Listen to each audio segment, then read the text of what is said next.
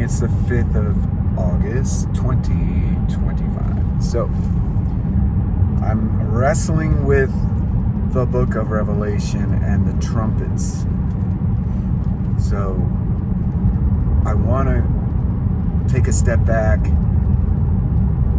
and review some of the things that I've put forth. We've dealt with the two witnesses. We've dealt with the woman that is being chased after by the serpent with the flood and all kinds of torment, and her offspring because she's hidden. And then you got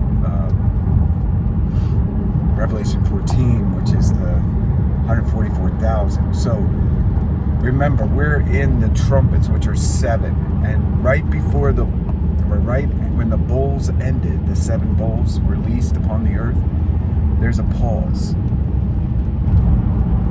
And then the first trumpet sets forth horrible things. It's each trumpet is a woe.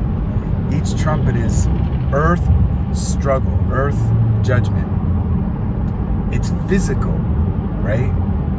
So we got to get that understood. And why I'm doing this is to, if you don't understand the physical nature of Revelation, like this earth under these kinds of judgments, we're talking about 5 months of people having sicknesses they wish they could die from millions and millions of people sick. We're talking about locusts coming out of the bottomless pit.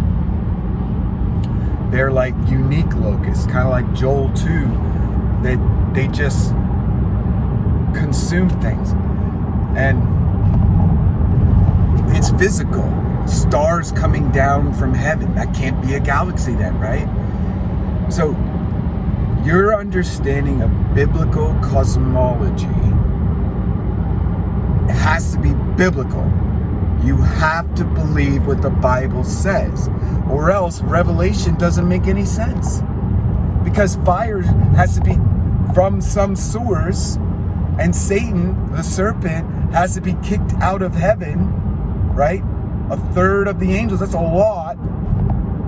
There's stars, angels cast out of heaven, serpent cast out of heaven, voices coming out of heaven, thunderings coming out of heaven, fire coming out. So it comes from a city that is above us. It is straight up. And the enemy knows this. The one who got us all in the spinning ball going around the sun, their God, knows that heaven is near. They don't tell you, but they know. All the 33rd degree Masons, all the top-notch royalty people that are the elite, the 13 families, all of them know how the earth is built. And the Antarctic Treaty tells you that the nations know. They said, no, we're not going to go to the Antarctic. We're going to leave it alone. Why? Why aren't they going to the Antarctic? And now they're going to the North Pole. There's a battle going on in the North Pole. It's under the throne. We go up at the throne room, which is Polaris, above Polaris. Why do you think God put the middle of the compass clock, that when we look up at the night sky, the middle would be the throne, and the middle of the earth is the so-called center of the earth we call the North Pole? And why does Santa Claus at the North Pole? And why does the magnet and the compass, and how they explain the compass, point to the magnet or the big rock, they say, right? It's all right there in front of your face. So if you don't accept Genesis chapter 1 and 2 as literal and real and physical, you won't understand the whole book of Revelation. John is taken up to heaven, a real place. He's seeing a real Jesus. He's hearing his massive voice. He's seeing all this torment on the earth, which deals with what? Us, the nations, the tribes, the temple, the sanctuary. These are real articles that existed in the days of Moses and David and Jesus. And they are real. The tabernacle, the temple, the altar. Why is there a cherubim in the ark? Because the angels are real. And they move around. And the enemy plays on the second heaven astral plane. That's where they do, where they can see people in the future, or they can see what's going on somewhere. They jump on the astral plane, they jump into a body, see what's going on in that body, and then come back. They only can do it for so long. But that's how they play. They do psychedelic drugs to get on the astral plane. And these universities, like what my daughter went through, they deliberately put these young people on the astral plane to give them information. They want to know what the timing is, and they're trying to defeat the timing, the inevitable restoration of Israel. So they corrupt Israel with corrupt leaders and paganism and child sacrifice and sun god worship and all these rituals that they go through to corrupt Israel, trying to get them to divorce themselves from their destiny.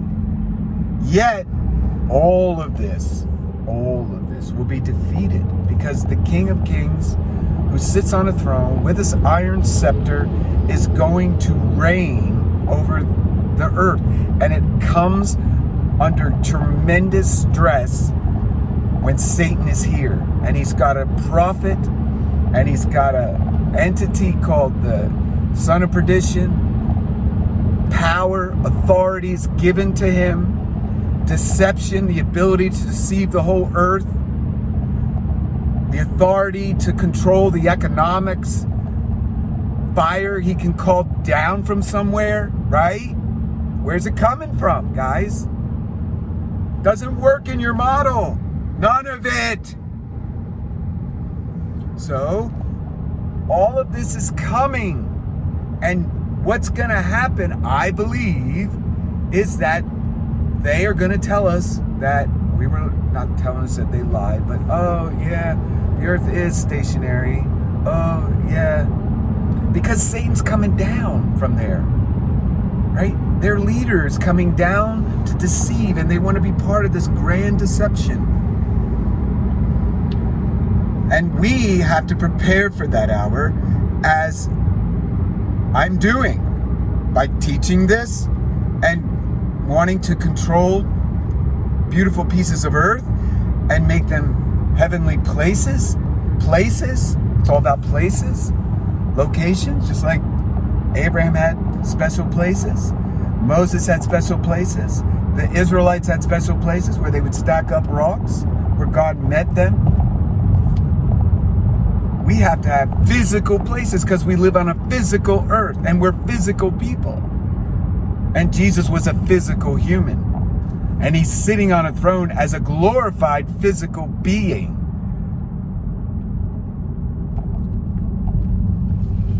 We'll be digging back into Revelation here on my next video.